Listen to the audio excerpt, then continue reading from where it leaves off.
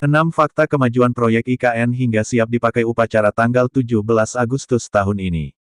Pemindahan ibu kota dari Jakarta ke IKN kini bukan lagi wacana semata. IKN sudah mulai dibangun dan satu persatu infrastruktur sudah mulai digunakan. Pemindahan ibu kota Indonesia ini merupakan hasil diskusi dari berbagai kajian. Dikutip dari laman DPRD Provinsi DKI Jakarta, alasannya mengacu pada aspek ekologis, sosiologis, dan historis. Asal mulanya kita bisa pindah karena berdasarkan kajian, Jakarta ini kan tanahnya makin turun permukaannya. Kemudian juga sudah semakin padat penduduk jadi harus ada solusi. Makanya, ibu kota dipindahkan ke IKN, ujar anggota DPRD DKI Jakarta, Kenneth. Berikut rangkuman fakta terbaru mengenai IKN. Senin tanggal 13 Mei tahun 2024. 1. Pembangunan IKN hampir rampung. Pembangunan infrastruktur menjadi bagian penting dalam mendukung dan mempercepat pembangunan ibu kota baru ke depannya.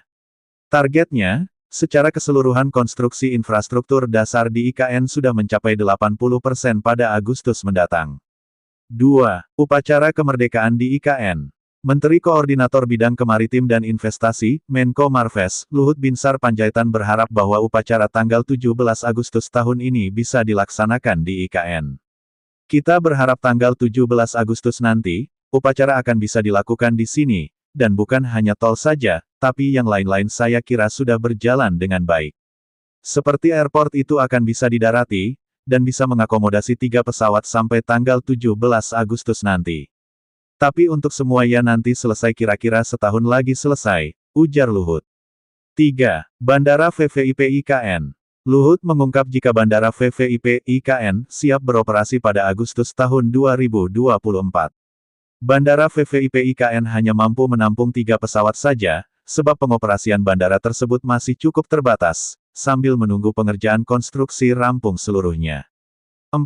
Starlink, unit satelit SpaceX milik Elon Musk, Starlink mendapat izin beroperasi di Indonesia.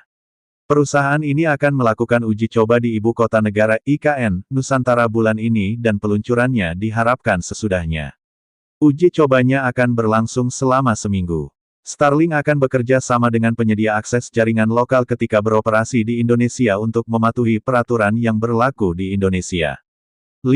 Proyek tol bawah laut. Kementerian Pekerjaan Umum dan Perumahan Rakyat (PUPR) menjelaskan pembangunan tol bawah laut di Ibu Kota Nusantara (IKN), yang sudah masuk tahap lelang sebelum masuk dalam tahapan konstruksi. Direktur Operasi IPT Hutama Karya Persero, Hutama Karya, Agung Fajarwanto mengungkapkan biaya pembangunan tol bawah laut IKN diproyeksikan bakal tembus sekitar Rp8-10 triliun berkaca dengan pengalaman pengerjaan proyek-proyek di Eropa. 6. Relokasi hunian warga. Menko Luhut mengungkapkan bangunan rumah warga yang terdampak relokasi akan dibangunkan oleh Kementerian Pekerjaan Umum dan Perumahan (PUPR). Harapannya rumah yang dibangunkan punya standar yang lebih baik dan lebih rapi dari segi tata letaknya.